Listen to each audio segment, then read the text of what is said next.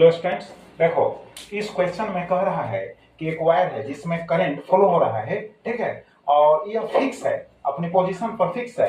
यहाँ जो लूप दिखाया गया है ये भी करंट कैरिंग लूप है, तो यह मूव करेगा, ठीक है। तो सबसे पहले फॉर्मूला जो यूज होगा उसको हम यहाँ लिखते हैं, two parallel wires carrying current के बीच जो फोर्स का फॉर्मूला होता है, तो फोर्स पर यूनिट लेंथ जो होता है, force by length is equal to mu naught upon होता है 4 पाई 2I1 I2 अपॉन होता है डी। क्लियर?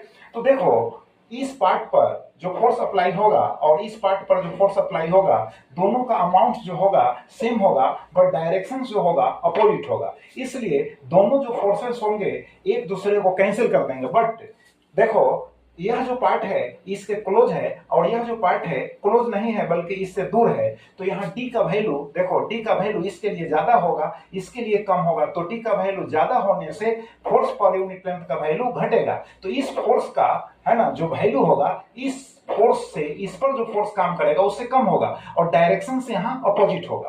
तो रिजल्टेंट जो फोर्स होगा वह जो होगा रिजल्टेंट फोर्स इस पर अप्लाई होगा। इस पर जब अप्लाई होगा तो देख लो डायरेक्शन क्या होगा फोर्स का। तो फील्ड का डायरेक्शन ऐसे है ना, इनवर्ड है, और करंट का डायरेक्शन इसमें ऐसे है। तो फोर्स का डायरेक्शन जो है टुवर्ड्स द क्या है, स्ट्रेट वायर है। क्लियर हो गया? तो फोर्स का डायरेक्शन ऐसे हो गया रिजल्टेंट फोर्स का।